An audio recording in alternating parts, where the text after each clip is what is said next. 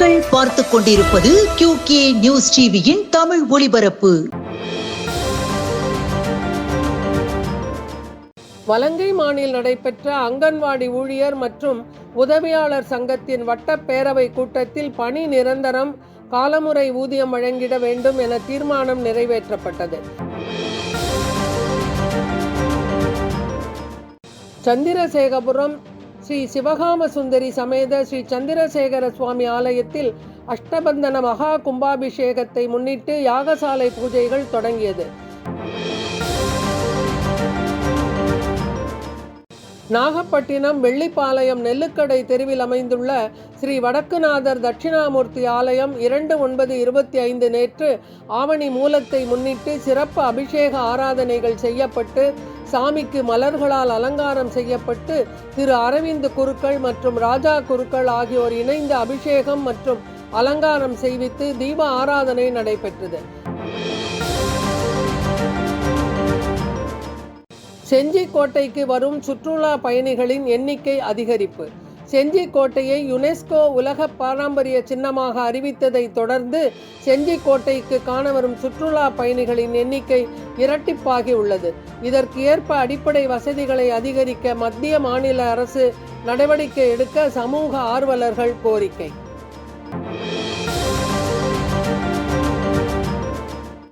திருக்கோவிலூரில் முகாமை தொடங்கி வைத்த நகரமன்ற தலைவர். திருக்கோவிலூர் நகராட்சிக்குட்பட்ட மார்க்கெட் பகுதியில் உள்ள ஜெயின் தனியார் திருமண மண்டபத்தில் உங்களுடன் ஸ்டாலின் திட்ட முகாம் இன்று செப்டம்பர் 3 நடைபெற்றது. டி. பாஞ்சாலம் வாழை வராகி அம்மன் கோவிலில் பரிவர்த்தன ஏகாதசி சிறப்பு அலங்காரம்.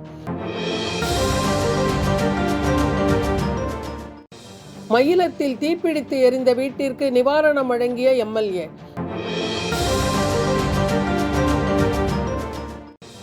சிதம்பரம் பல்கலைக்கழக ஊழியர் சங்க தேர்தல்.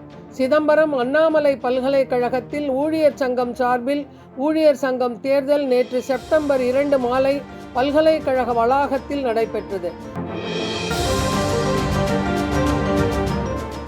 சிதம்பரம் சென்ட்ரல் ரோட்டரி சங்கம் மற்றும் காஸ்மோபாலிட்டன் லயன் சங்கம் சார்பில் இதய அறுவை சிகிச்சைக்காக முபாரக் என்ற பயனாளிக்கு சிதம்பரம் MLA KA பாண்டியன் ரூ. 50,000 நன்கொடையாக இன்று வழங்கினார். தமிழ்நாடு அரசின் உங்களுடன் ஸ்டாலின் சிறப்பு முகாம் சென்னை மாநகராட்சி வளசரவாக்கம் 11வது மண்டலம் 145வது வட்டம் நெற்குன்றத்தில் நடைபெற்றது.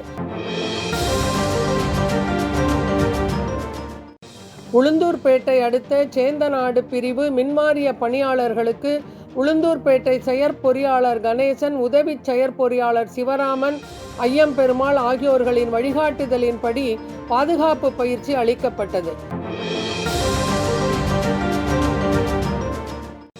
பள்ளிக்கு தளவாட பொருட்கள். திருவண்ணாமலை மாவட்டம் வந்தவாசியை அடுத்த ஜம்மம்பட்டு ஊராட்சி ஒன்றிய தொடக்கப்பள்ளிக்கு EV என்டர்பிரைசஸ் சார்பில் நிறுவனர் மூர்த்தி தேவையான தளவாட பொருட்களான டேபிள், சேர் உள்ளிட்டவைகளை பள்ளி தலைமை ஆசிரியை லிடியா சொர்ணகுமாரியிடம் வழங்கினார்.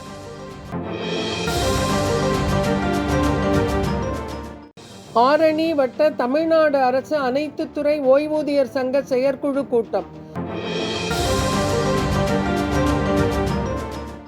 25ஆம் ஆண்டு வெள்ளி விழா ஸ்ரீ விநாயகர் சதுர்த்தி விழா 7ஆம் நாள்.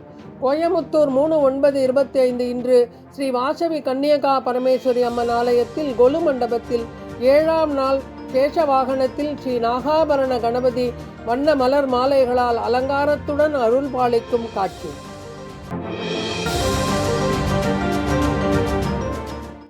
பிட்டுக்கு மண் சுமந்த லீலை. மதுரை அருள்மிகு மீனாட்சி சுந்தரேஸ்வரர் திருக்கோவில் ஆவணி திருவிழா 9ஆம் திருநாள் இன்று காலை. தமிழக பொதுப்பணிகள், நெடுஞ்சாலைகள் மற்றும் சிறு துறைமுகங்கள் துறை அமைச்சர் வேலு, கைத்தறி மற்றும் துணி நூல் துறை அமைச்சர் காந்தி தலைமையில் மாவட்டம் அரக்கோணம் வட்டம் கீழ்வீதி அமீர்பேட்டை சாலையில் ரயில்வே கடவு எண் 37க்கு பதிலாக அன்வதிர்கான்பேட்டை ரயில்வே நிலையத்திற்கு அருகில் ரூ. 37 கோடி மதிப்பீட்டில் கட்டப்பட்டுள்ள ரயில்வே சாலை மேம்பாலத்தினை திறந்து வைத்தார்கள்.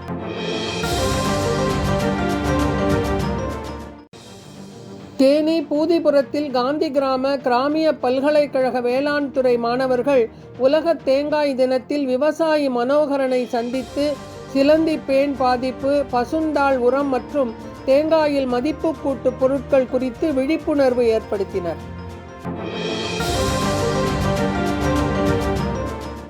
கடலூர் மாவட்டம் புவனகிரி 3/9/25 இன்று ஆரிய வைசிய பஜனை மண்டபத்தில் மீனாட்சி சுந்தரேஸ்வரர் ஆலயத்தில் ஆவணி மூலம் உற்சவம் முதல் நாள் அலங்காரத்தில் ஸ்ரீ மீனாட்சி சுந்தரேஸ்வரர் அருள் பாலிக்கும் காட்சி.